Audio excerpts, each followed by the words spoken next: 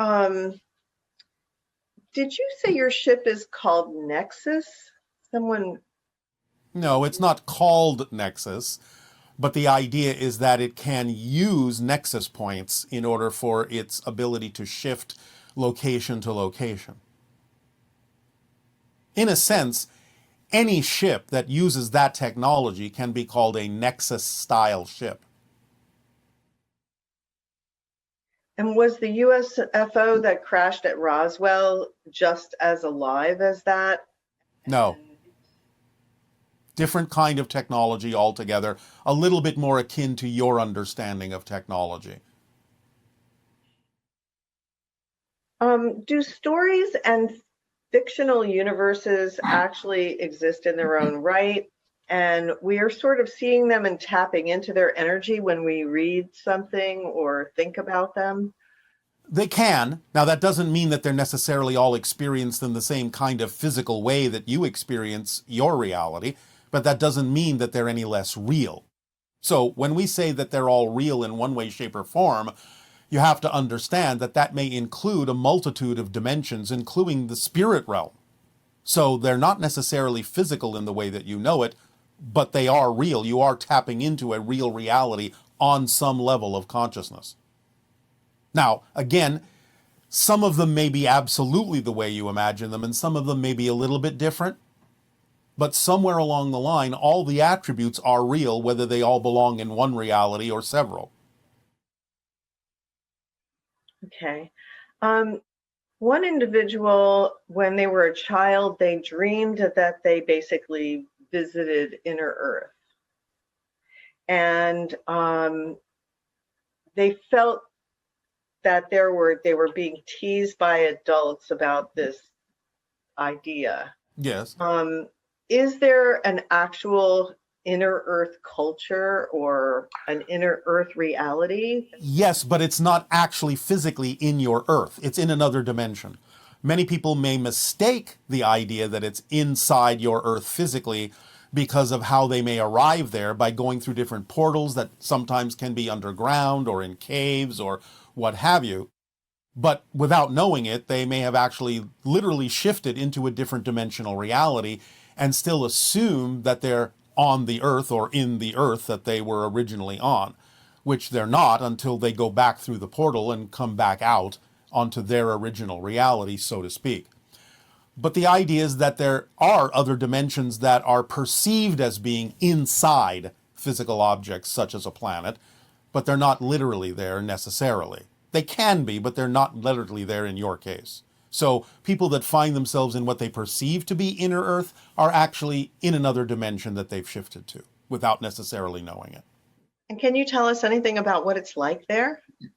Well, there are many different kinds of places there. There isn't just one place that people go to. There are shells within shells within shells within shells of dimensions within dimensions within dimensions within dimensions. So it just depends on what frequency you entered the portal in as to where you wind up. And also what's relevant to your life theme in terms of what information you received Yes, about that environment. yes. So there isn't one place I can tell you about. In fact, aren't most of these things sort of geared towards what will excite us on a deep level based on our own unique? Well, generally speaking, or they're certainly geared toward the idea of the kind of information that you agreed to participate in the theme of exploration on Earth. And that's why people have so many different kinds of experiences because it's all uniquely tailored Yes, for their consciousness. of course it is. How could it be otherwise? Right? Yes, because you're doing it. This individual is very excited about Atlantis, and Yes. he wanted to know, or she, um, some hot spots to go to tap into Atlantean energy and give themselves the opportunity to receive information there. Well, certainly the Bahamas, the areas you know as Cuba, the area you know as the Yucatan, and even across the sea, the area that you know as Crete. Some areas in Spain, some areas in the area you call North Africa and ancient Egypt do still have some Atlantean remnants to the ideas of survivors that went there. So any of those places can be energy centers that you can gravitate yourself to based on what you're attracted to do or experience, that can allow you, as a permission slip, more efficacy in tapping into Atlantean information. And I know the Bimini Road, many people think that it's underwater. Yes, and yes. You can actually swim along and look at the Bimini Road. Yes, well, it wasn't originally a road, it's a collapsed wall. Oh. Yeah, because it just looks like these huge concrete blocks. Yes. That stretch on for a long period of time, and you can swim along it. Yes. Well, if you look on a map that shows you what that area looked like when the water level was lower during the Ice Age, the ocean level was lower, you will see what the actual outline of that main Atlantean island was. And you can see more clearly when the water is lower, where other locations also allowed for cities to be built. But again, remember, even though many people depict the concept of ancient Atlantis as looking sort of Grecian, the true architecture of Atlantis is more the idea of Mayan or Aztec.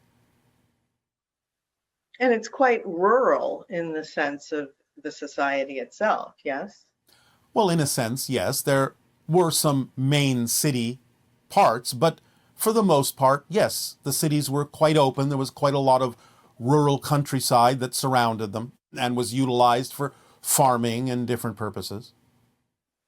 Will a time come where we'll actually be able to, in a sense, see, because our vibration is higher? Like, can you see Atlantis? Yes. From your vibrational level? Absolutely. That's why we're telling you the architecture isn't what most people think. That's so interesting. So we're capable of achieving that in our lifetime, yes? Yes, of course. Well, that's interesting. Okay, so this question has to do with interacting with different versions of a person. And does each version represent a different, distinct soul that you're looking at when you... If you're talking about the idea of one single body, then no. Doesn't represent different souls. It represents different aspects of the same soul. Okay. And then when people are a different version because they're in my reality that I prefer, does that different version depend on me, or is there something that they do? So does this mean that if I experience something that I view as negative, it's up to me to change my vibration, which will then give me a different version of that person? That can happen, yes. But the idea is that you're taking some information from them in your telepathic contact, and you're rendering out of your own energy, out of your own consciousness, a reasonable facsimile, not only of what you're getting from them, but also what you're taking from your own belief systems and what you need to see. So yes, very often changing your frequency, coming from a different place, will allow you to, quote unquote, manufacture a different version of them, because you've shifted to another reality where there already is a different version of them, because now you're coming from a different place, a different frequency, a different reality. Yeah, occasionally you will actually hear of somebody having a negative interaction with someone and then going into a meditative state, communicating with that person on a higher level, in a sense, and balancing their own energy in relation to what was communicated to them, and then going back and reconnecting with the physical person and finding that their behavior has also changed. Correct, but the truth is their behavior hasn't changed because the person they're dealing with is actually a different person. Okay, so they're getting another version of that person. Because they're in a different parallel version of Earth, yes. It's very interesting because it really does shift the focus back to your own personal responsibility, but at the same time, you're not to blame for other people's negative behavior, or the fact that you see another person's negative behavior does not mean that's a one-on-one reflection of your own negativity. Correct. The issues that other people may have that you attract into your life may have nothing to do with your issues, but there's a reason why they're there. It might be because you need to help them. It might be because you need to act as a sounding board in some way or a reflection to them for their issues, whether they know it or not. But generally speaking, though it can sometimes be a one-to-one reflection, it isn't always. You have to have the discernment to be able to tell what's actually going on and why that person has been attracted or at least allowed by you into your life. Yes, and the idea is what you do with the transmission or the receipt of information from that person. Absolutely. It puts it back in your court that what you do with it will determine the Yes. effect that you get out of it. Yes, because no matter how the situation originated, whether it was created from negativity, no matter what anyone else's experience or opinion is or perspective is of the situation, you still get to determine how the situation will affect you because you're the one affecting yourself with your relationship and definition of that particular situation. So you can always get a benefit no matter what happens, depending on what you choose to do in relation to that circumstance. And when people die at the same time, like in a plane crash or something like that, do they Yes. have an awareness of the other people who are transitioning at the same time that they do? Sometimes, not always. Again, it depends upon their vibrational path.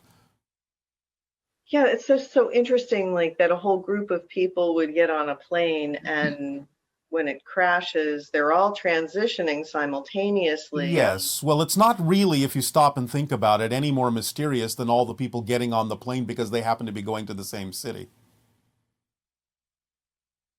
It's just that they're going to a city they didn't necessarily realize they were going to.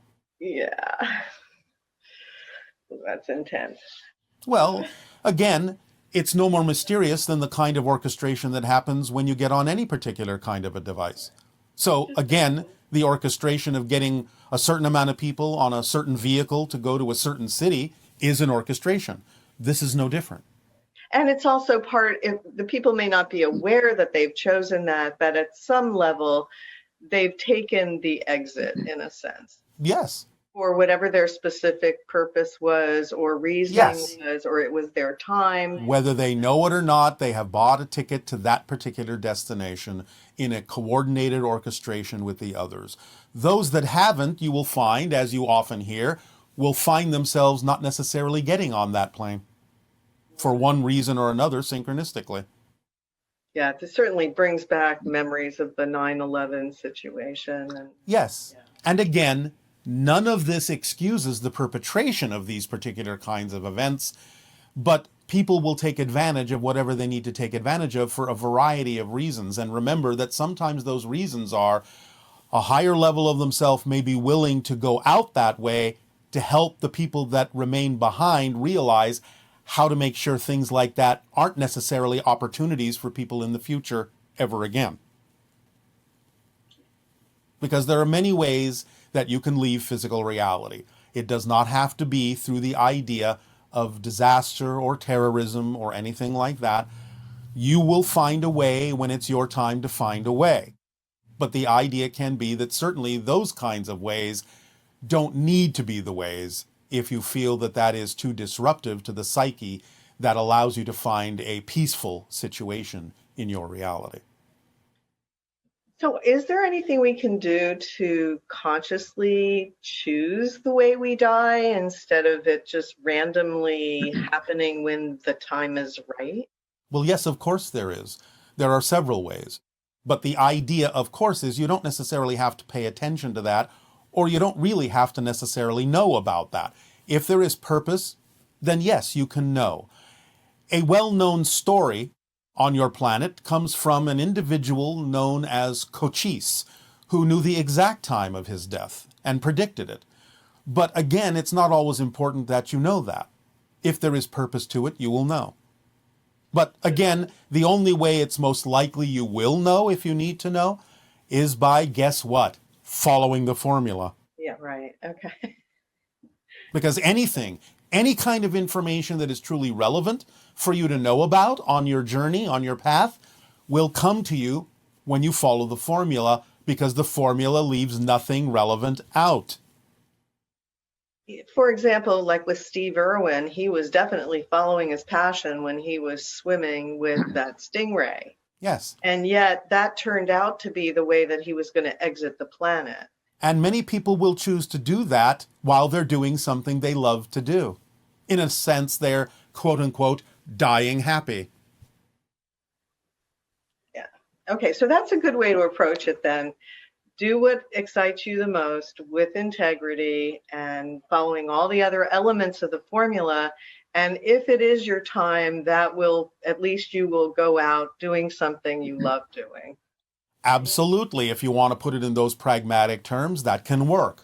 Again, please do remember that when you do transition, you will understand exactly why you may have chosen that path, and it'll be perfectly fine. And so energetically and mechanically speaking, what does it mean to be grounded or ungrounded? Well, again, in true alignment with yourself is grounding. Misalignment, being out of alignment with yourself, is ungrounding, for lack of a better term, to put it in the most simplistic way. So in a sense, when you follow a shamanic path, do you need to keep a foot in both worlds, so to speak?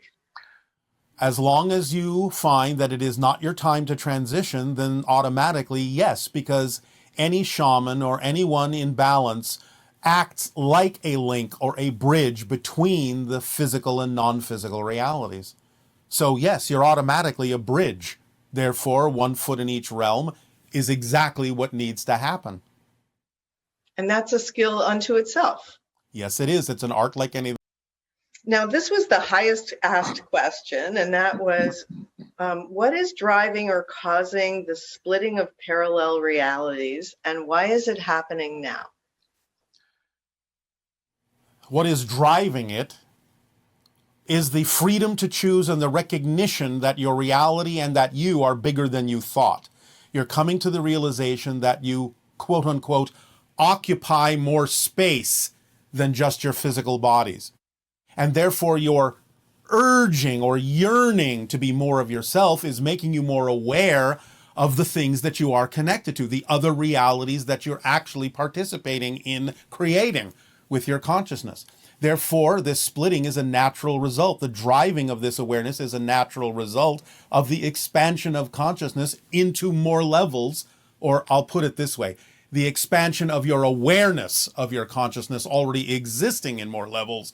And that's what's driving it at this time, because as we have said before, you're now at the end of the cycle of forgetting and now beginning the cycle of remembering more of who you are. This is just the timing, the natural timing you have created for the overall collective theme going through the different cycles of change on the earth. This is what Earth is all about. And therefore, that's why this is the timing of it.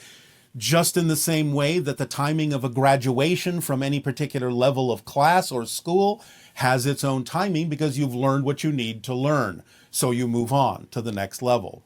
So you're at the end of the cycle now. You've gone through all the different kinds of machinations of negative and positive ideas that are relevant for the Earth cycle. Now you're expanding your awareness into other dimensions, becoming aware of the fact that you exist in other dimensions, and therefore that naturally drives this particular splitting experience. It almost sounds like it's sort of the birth of Homo Galacticus. The beginning of it, yes. That's where you're moving to. You're going to the next class. You're going to college. You're going to university now. You are going out into the world and also starting to apply these ideas. In a sense, you are actually now moving into the job market of the galaxy.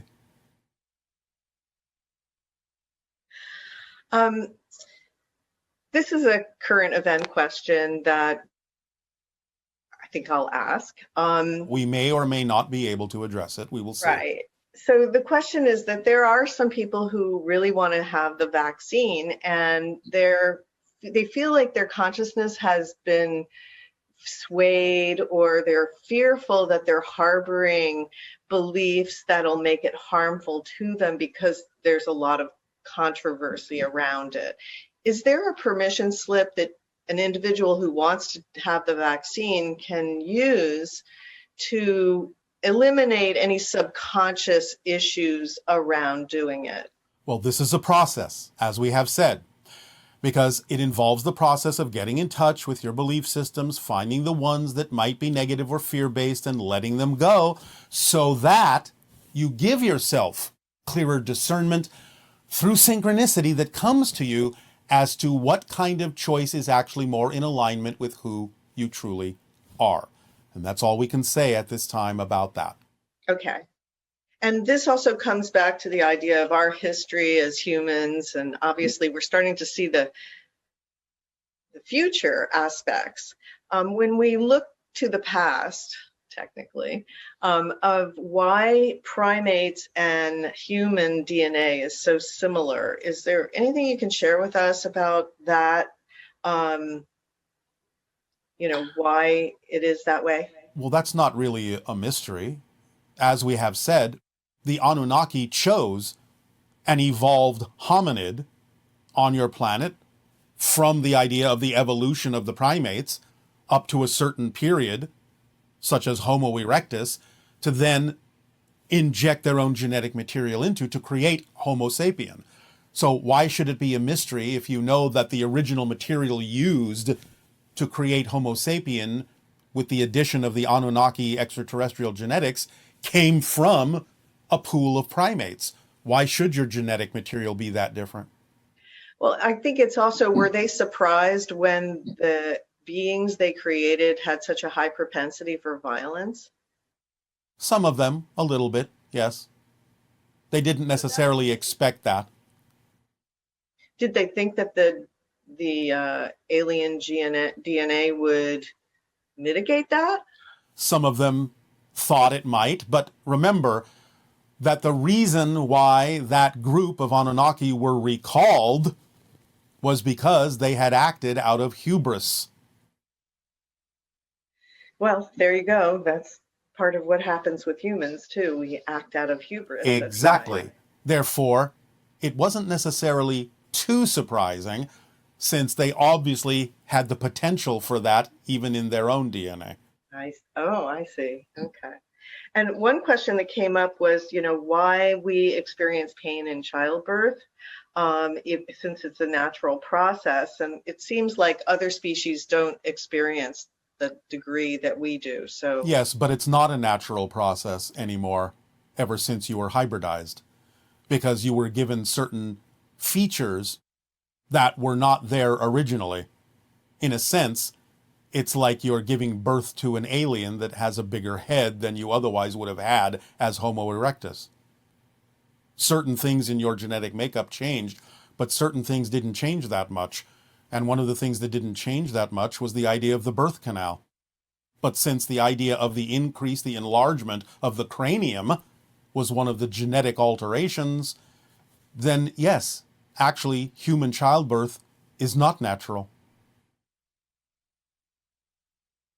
well, that explains that, because certainly had a lot of humans dying in childbirth, Yes. many centuries. Yes.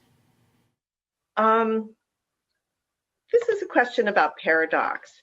Yes. Can you name the main, most basic of all large paradoxes, things that cannot exist together by the rules of physical reality, but obviously do, that we as humans need to always be in conscious recognition with in order to experience life holistically?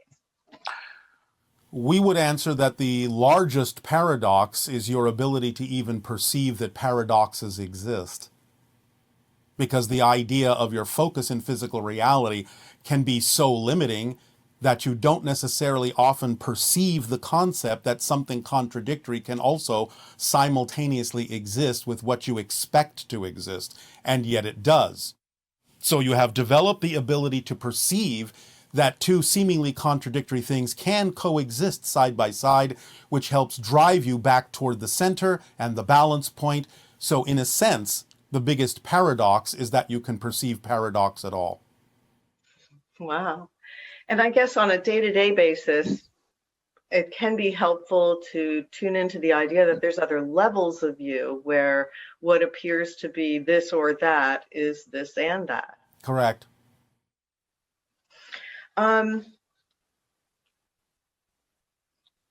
If you reach a plateau, what's the simplest way to raise your vibration? Well, first of all, to know that you haven't reached the ultimate plateau, knowing there is a higher plateau is the first step. But again, you have to allow for pause to happen in the natural order of things. Sometimes synchronicity will say, no, don't go any further right now. Stay here, ruminate, learn from what you have already experienced and climbing to this level. Stay here for a while and rest, absorb. Then, when it is time for you to continue to climb and raise your frequency, continue to follow the formula, and a new plateau will be provided through synchronicity. When it's time for synchronicity to say, it's time to move on, it will show you. But if synchronicity says no, no moving right now, then accept the plateau as a place to learn something, not as an interruption. Okay. And something that we've talked about before having to do with trauma, and individuals who have experienced trauma in childhood and that are continuing to recreate the experience in the present moment. Because they still identify themselves as actually being that child, which they're not, because they are a different person. Now, it doesn't mean you can't continue to use the sense of continuity, the ability to create continuity to make it seem as if you're just the adult of that particular child. But you can now play with continuity in a way that will allow you to make whatever connections to that experience you feel you still need to, if you believe you need to learn something from it that you can apply in your present reality. But at the same time, knowing that that child isn't you, because as you become a new person, you create not only what appears to be a new present and a new future, but also a new past, and therefore a new childhood that leads to whatever the new person is that you are now today. So maintain whatever portions of that experience or recreate them for yourself if you wish to, if you believe that there is still something you can get from it. But at the same time, paradoxically, concurrently, allow yourself to also realize that whatever it was that that child experienced is not something that you experienced. That's a different person. And you can change your relationship to the other person that had that experience. You don't have to abandon them in a sense. No, not at all. You can, as we have suggested, start informing yourself here from your future self instead of your past self, and at the same time realize that you are the future self of that child if you wish to be. Therefore, send waves of energy, compassion, and love to that child. And that creates this kind of bootstrapping loop where you bring yourself up to the present being that you choose to be now by having sent from the present being you are now energy back to that child to give them the opportunity to go through a process of becoming the being that you are now. I think that's very helpful. All right. And then lastly, just a question about finding your most powerful permission slips.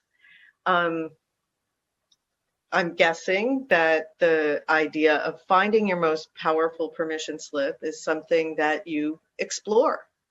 It is, because remember, the reason you're attracted to use something is because it will work for you, or you wouldn't be attracted to it. So if there is curiosity to explore, if there's an attraction to a particular technique, tool, ritual, or process, those are the clues that it will probably work with your present belief system. When your belief system changes, you may find yourself attracted to different permission slips. Again, always remembering you are the ultimate permission slip because you're the one making the change anyway. The permission slip isn't actually doing it for you, but your belief system says that it will help you do it for yourself more easily. So by all means, whatever you're attracted to is what will work. And that's up to the synchronicity in your life and you simply following the vibrational path of passion. It's wonderful. It's all designed to be wonderful for us. It works automatically. It works easily and effortlessly as long as you don't contradict it with belief systems and definitions that are out of alignment with who you prefer to be. So. Thank you so much, Bashar. We really appreciate your sharing and your exciting life that you are opening up for all of us. Again, it is our passion and our pleasure to share these ideas with you, and we thank you with unconditional love and support. And now, allow yourselves to become prepared for the journey that takes place on your meditation.